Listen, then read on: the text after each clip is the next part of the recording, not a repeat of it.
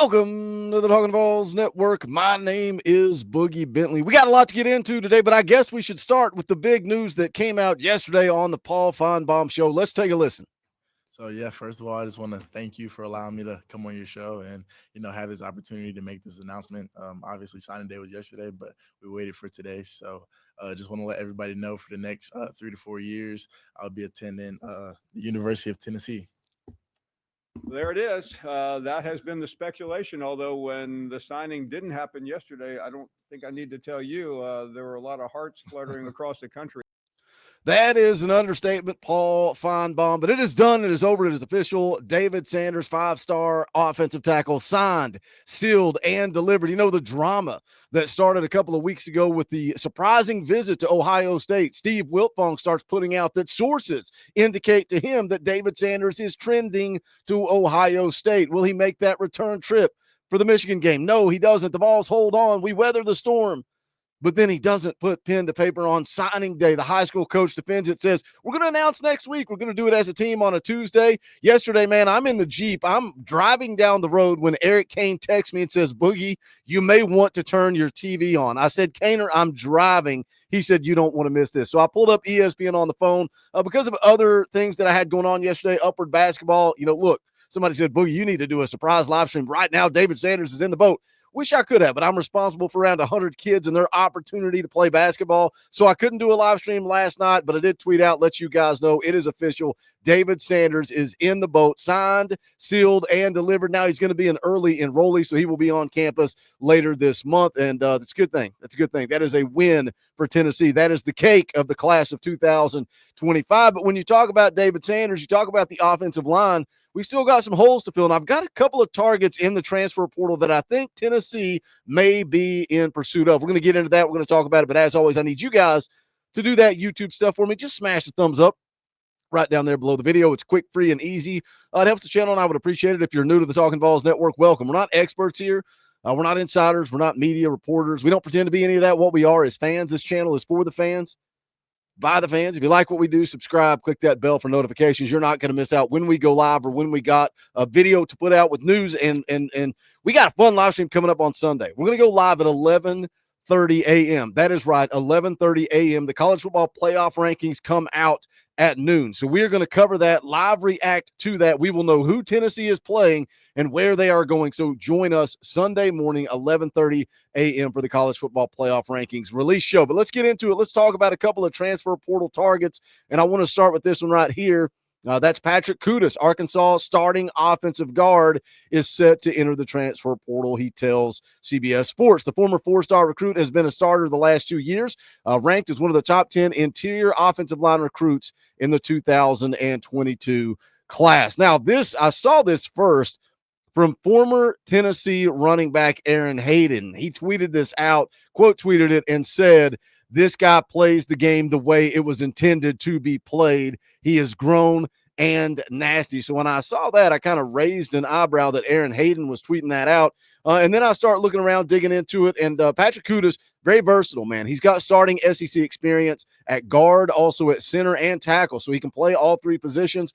Says here he settled in at left guard for the final 4 conference games of the season after dealing with an injury earlier in the year. Graded out quite well at a 71.1 overall, with no games graded below a 60. Looking at the injury there, it sounds like he suffered a back injury in the second practice of fall camp. One article suggested that he could have been ready earlier, but he worked with Sam Pittman in order to keep his red shirt, so he actually has 2 years of eligibility left. Now, something I found kind of comical, I saw where Sam Pittman, in a quote, said that he had the conversation with Patrick Kutas and said, I hope you're not wanting this red shirt for another team and not for instead of for us, which Patrick Kutas said, I'm all hog. Well, now he enters the portal. Sam Pittman gave him that extra year of eligibility. Again, started at right tackle and center as a sophomore in 2023, but it sounds like he struggled there. He struggled at center, struggled at tackle. He allowed 5 sacks over 301 pass plays, according to PFF, for that sophomore campaign. 2022 as a true freshman, played in all 13 games, but most of that was on special teams. But again, because of the injury, he is going to have 2 years of eligibility. He was a 4-star prospect coming out of high school, in-state kid. Memphis, Tennessee kid. Vols offered him back in January of 2021, ranked 215th in the On 300, 202nd at 247 Sports. So they also ranked him as the 10th best interior offensive lineman in the country. So why am I bringing him up? Well, one, former Vol running back Aaron Hayden tweets out, but then two, VolQuest said that he's one that they could see Tennessee being interested in. They said, we will see if he returns the interest and makes his way to campus for a visit. And, you know, it's funny because when you're looking at VolQuest and you're looking at what Brent Hubbs says or what Austin Price says or what Eric Kane or any of those guys say, and it's, we'll see, right? We'll see if Tennessee has interest. If I was Tennessee, I would do this. Now, you're always trying to read between the lines. You're trying to read between the lines of what the experts and the insiders actually know versus what they actually put out and give to you. So reading between the lines definitely sounds to me like Tennessee has some interest here. So we will see. And again, the portal opens officially on Monday. We'll see some visits start to roll out and kind of get a grasp of where Tennessee is going to go here. But you know they want to add somebody on the interior offensive line. They want to add somebody on the interior defensive line. We've talked about the wide receiver position. But, man, if you could get Patrick Kutas, a guy with SEC experience, a guy that spent 2 seasons as a starter, whether that be at center, guard, or tackle, if you could bring him to Tennessee as a guard. You've got Lance Hurd at left tackle. Andrej Karic has to feel pretty confident that his waiver is going to be approved and he's going to have an extra year of eligibility. Andrej Karic didn't go through senior day. So you got to think he has that confidence that he's going to be able to play in this upcoming 2025 season. Now you slide William Satterwhite in at center. If you could go get a veteran SEC guy like Patrick Kutas at right guard, now you got to figure out that right tackle position. Is David Sanders ready to come in, start, and compete as a true freshman? I think he is. I think he's capable of doing that. Is it ideal? I don't know, but I think he is capable. There's your starting 5. Lance Hurd, Andrej Karic, William Satterwhite, Patrick Kutas. If you add him and then David Campbell, that starting 5 is not looking so bad anymore. That starting 5 doesn't necessarily feel like a big cause for concern. You still need depth there. Now, another guy that I want to mention in the transfer portal, we've talked about wide receiver, put out a video yesterday. Caleb Webb has elected to enter the transfer portal. So after this year, you're losing Brew McCoy, who's out of eligibility, Dante Thornton, who's out of eligibility, and you're losing Caleb Webb. And we've heard that Tennessee wants to add at least 1 wide receiver, if not 2. Well, Kentucky star wide receiver Dane Key plans to enter the transfer portal, according to On3. He takes to Twitter and says, I'm incredibly grateful to the University of Kentucky for the opportunity to be part of such an amazing program and community.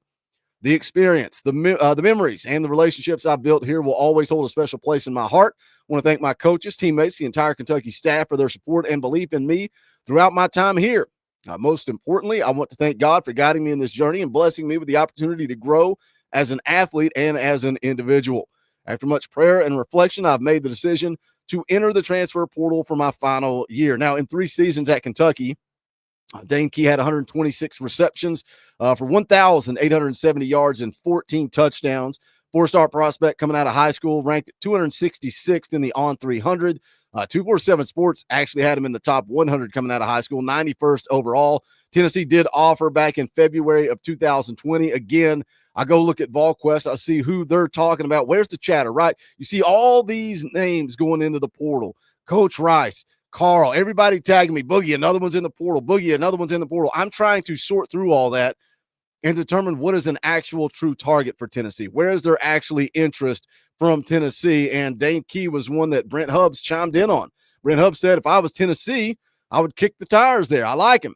I think he's a good wide receiver. Well, Brent Hubbs isn't Tennessee, but Brent Hubbs has plenty of connections at Tennessee. So when he says, if I was Tennessee, I would kick the tires, does that mean what it is? Is that just him saying, if I was Tennessee, I would kick the tires? Does that mean Tennessee is going to kick the tires, or Tennessee is already kicking the tires? I think there would definitely be interest there. Now, an On3 article said Ole Miss, Georgia, Nebraska, and South Carolina are the early favorites, with Georgia, who seems to be out front.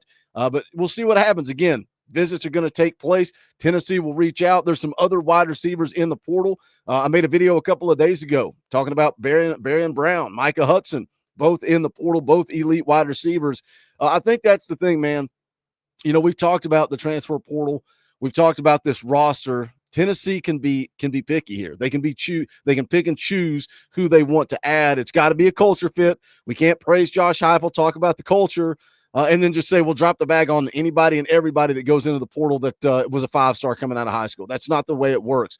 I think your wide receiver room is going to be pretty dang good last year. I talked about Chris Brazzell and how, we saw Dante Thornton start to come on late in his first year. And then look what he did this year. He led the team in receiving yards, led the team in receiving touchdowns. Chris Brazzell is a guy finishing out his first year in the system. I think he started to come along. Can he take that next step? He's still got 2 years of eligibility left. Can Chris Brazzell take that next step? Is Mike Matthews ready to step into the role of Brew McCoy and be that outside guy? You've got Squirrel White in the slot, Braylon Staley, Chaz Nimrod, Nathan Laycock. Are those guys ready to come along? And we'll have to continue to keep an eye on it, man. See who Tennessee loses to the portal, because as of right now, you've lost Vicent Lang, you've lost Khalifa Keith, you lost Caleb Webb. More are coming. More guys are going to go into the portal, but we will continue to keep you guys up to date right here. Smash that thumbs up on the way out the door. Jump in the comment section. Let's talk about it. As always, you can support the channel by picking up the merchandise at bonfire.com/store/talkingballs, where you can become a member of the channel. Hit the join button right down there beside subscribe. You can join and support this channel for as little as $1 a month. It keeps the lights on, allows us to bring you content about Tennessee football all day, every day. But that is going to do it for this one. This is the Talking Balls Network. My name is Boogie Bentley. Go Big Orange.